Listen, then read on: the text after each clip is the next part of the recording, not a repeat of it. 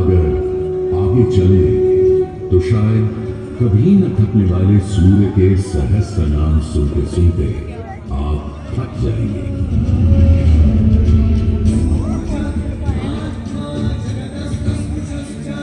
हमारी सभ्यता के सबसे पुराने और आधारभूत ग्रंथ ऋग्वेद के पहले मंडल में ही सूर्य का बखान करती है ऋचाएं, और सूर्य से मिली अग्नि से ही शुरू होती है ऋग्वेद की पहली ऋचा अग्नि, जो सूर्य के प्रकाश और ऊष्मा में थी।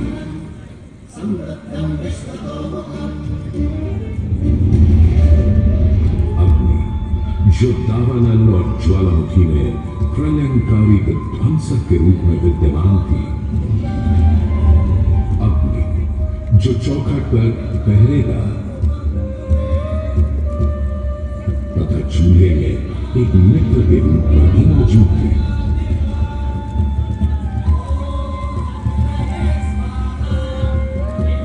तभी तो भारत ही नहीं, पुरातन मिस्र में रा, दक्षिण अमेरिका में इंती, अफ्रीका में लीजा, फारस में अबी, चीन में जुरान, जापान में कागुत्सुची और कोजिन, तुर्की में अलाज, यूनान में हेफेस्टोस हेलिकोस और रोमनों में वाल्केन और फीबस जैसे पौराणिक अग्नि स्वरूप देवों की कल्पना विद्यमान है।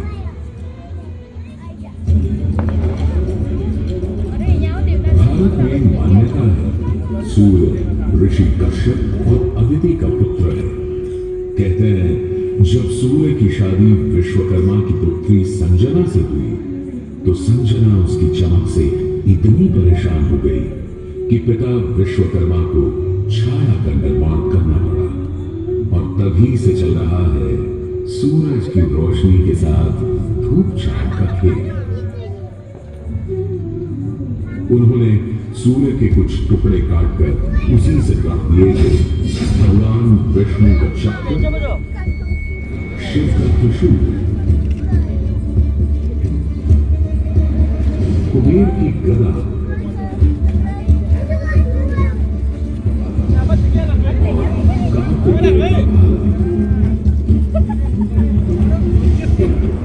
इतना होने के बाद भी सूर्य बिना रुके अपने 7 श्वेत अश्वों के रथ पर आरूढ़ आकाश की परिक्रमा करता ही रहता है, करता ही रहता है।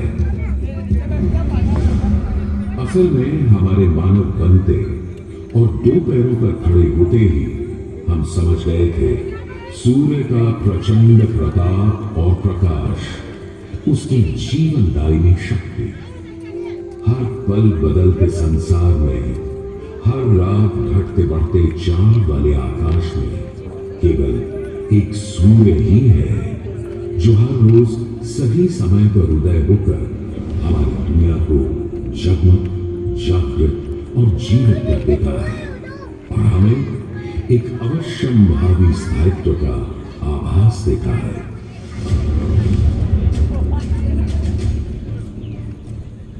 सूर्य से ही तो हमारी फसलें, फल, पक हमें भोजन देते हैं। सूर्य से ही तो हमें बादल और बारिश मिलती है और सर्दियों में सूर्य जरा टूटा तो जीना दूभर हो जाता है।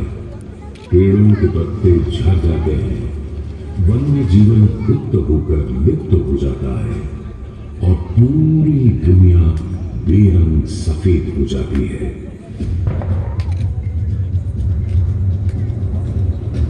सूर्य ही तो सारे संसार को ऊष्मा, ऊर्जा और ओज से ओतप्रोत करता है।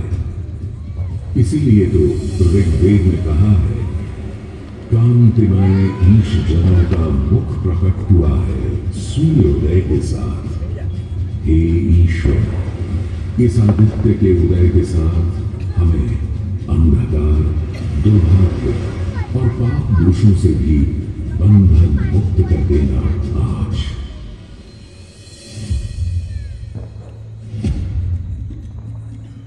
और अगर ग्रहण के समय सूर्य कुछ क्षणों को लुप्त हो जाए तो सारे संसार में हाहाकार मच जाता है।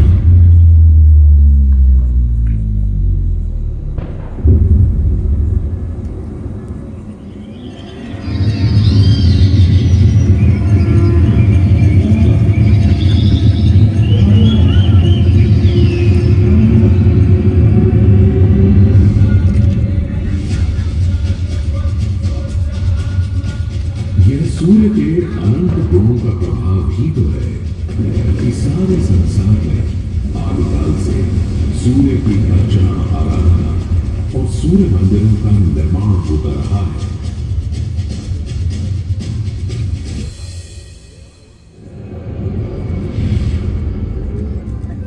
दक्षिण अमेरिका के इंका काल के सूर्य उपासना स्तूप, मिस्र के रामसेस मंदिर परिसर में स्थित सूर्य मंदिर, रोम और यूनान, चीन और जापान, मेसोपोटामिया और ईरान के सूर्य मंदिर और भी दुनिया भर में न जाने कितनी सभ्यताओं ने अपनी अपनी तरह की सूर्य उपासना और मंदिर परिसर देखे हैं।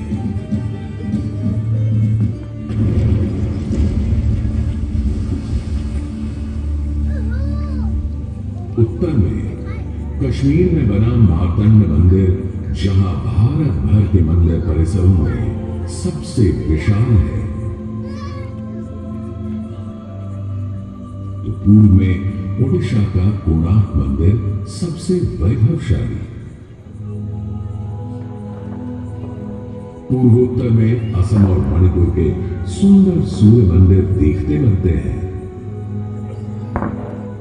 तो दक्षिण में तमिलनाडु, केरल, कर्नाटक आदि के सूर्य मंडल अपनी अलग छटा रखते हैं। उधर उत्तराखंड, उत्तर प्रदेश, बिहार, मध्य प्रदेश, हरियाणा और हिमाचल में भी सूर्य मंदिरों की हार माला सी बनी है।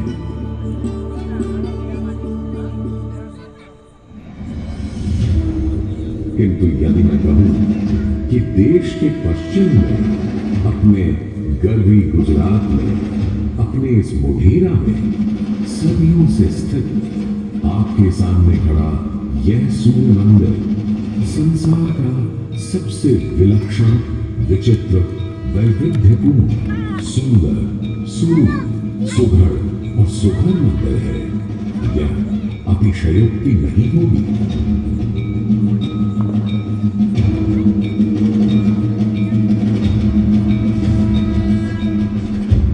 11वीं सदी में चालुक्य घराने के सूर्यवंशी सोलंकी सम्राट भीमदेव प्रथम ने तो यहां एक चमत्कार ही कर दिखाया।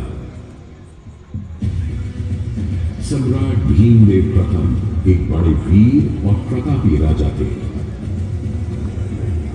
एक तरफ उन्होंने सोमनाथ मंदिर तोड़ने वाले महमूद गजनवी से टक्कर ली और उसके तोड़े सोमनाथ को दोबारा से खड़ा किया, तो वहीं पूरे गुजरात में तमाम नए किले, मंदिर, तालाब और बाग बनवाए। उनके अद्भुत शिल्प प्रेम के आज तक साक्षी हैं सिद्धपुर का रुद्र महालय, पाटन का सहस्त्रलिंग तालाब, आबू और देलवाड़ा के मंदिर।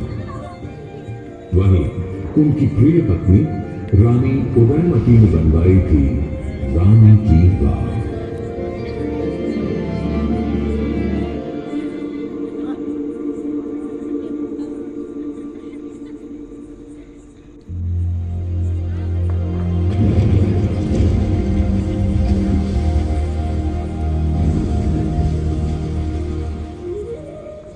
किंतु इन सारे स्थापत्य और शिल्प के नमूनों से कहीं ऊपर था राजा भीमदेव का पुष्पावती नदी के किनारे सन 1026-27 में करवाया इस सूर्य मंदिर का निर्माण। मेहसाणा से 20 किलोमीटर दूर बने इस मंदिर में आज नदी भले थोड़ी दूर चली गई हो, पर मंदिर के ठीक सामने बना सूर्य कुंड इस सुंदर परिदृश्य में पानी की कमी खलने नहीं देता। सूर्य के प्रकाश पुंज और जल का यह खेल पूरे परिसर को तन्वित और झंकृत करता रहता है।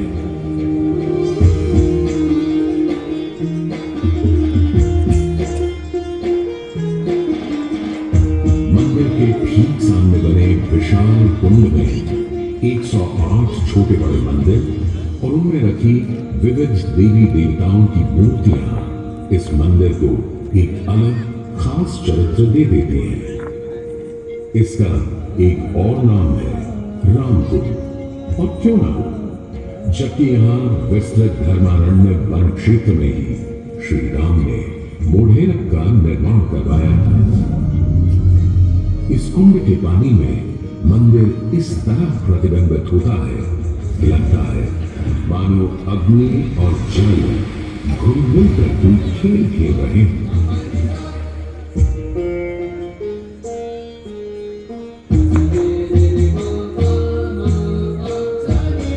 तालाब की तरफ से सीढ़ियां चढ़ते ही एक सुंदर तोरण आपका स्वागत करता है।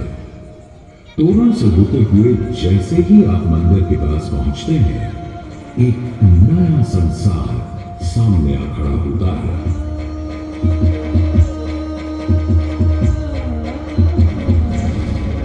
मंदिर के सभा मंडप के सोपान पर बने 12 खंभे साल के 12 मास दिखाते हैं, तो 12 आदित्य और 12 गौरी भी यहाँ पत्थर पर उकेरी गई है। सूर्य देव को समर्पित इस मंदिर में शिव, विष्णु और ब्रह्मा भी विद्यमान है और इस मंडप के हर कोने में खड़े हैं 10 लोकपाल, यानी इंद्र, वायु, अग्नि और कुबेर जैसे देव। आज भी हजारों तीर्थयात्री यहाँ उत्तरार्ध महोत्सव मनाने और सूर्य को प्रणाम करने आते हैं। इस हेरिटेज साइट पर हजारों देशी विदेशी सैलानी भारत के इस विलक्षण सूर्य मंदिर को देखने, समझने, इसकी वैज्ञानिक पहेलियों को बूझने चले आते हैं।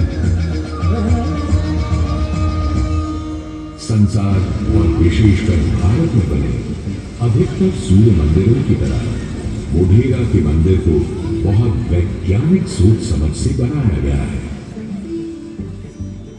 पूर्व पश्चिम धुरी पर पूर्वोन्मुखी यह मंदिर इस तरह रचा गया है कि विषुव पर्व के दिन, यानी उस दिन जब दिन और रात ठीक बराबर होते हैं, सूर्य की पहली किरण सीधे गर्भगृह में स्थापित सूर्य प्रतिमा पर ही गिरती थी।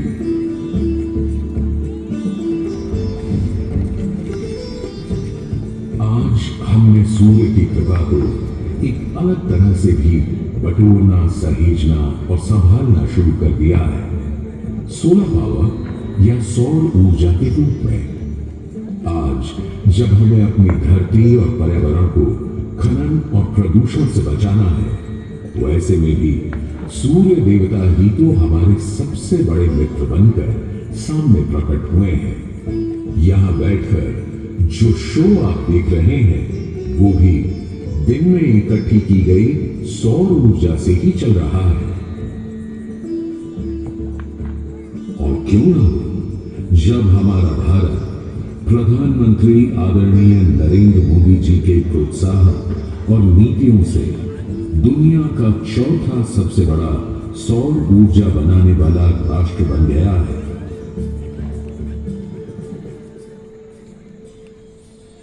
गुजरात देश का पहला राज्य है जिसने सौर ऊर्जा को ध्यान में रखते हुए नीतियां बनाई, निर्णय लिए।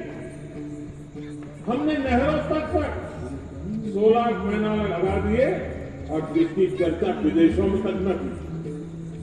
आज भारत रिन्यूएबल एनर्जी के उत्पादन के मामले में दुनिया की चौथी बड़ी ताकत है, दुनिया की।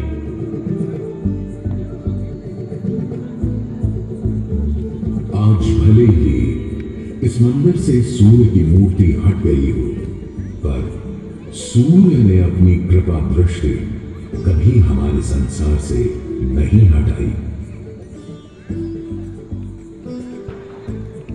हम तो बस मोढेरा के सूर्य मंदिर में फिर आए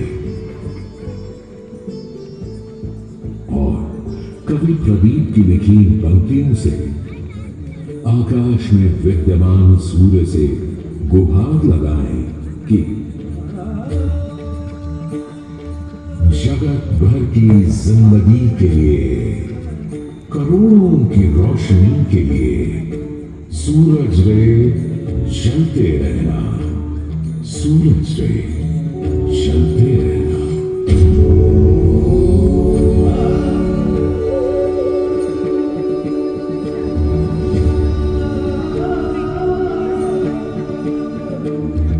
Oh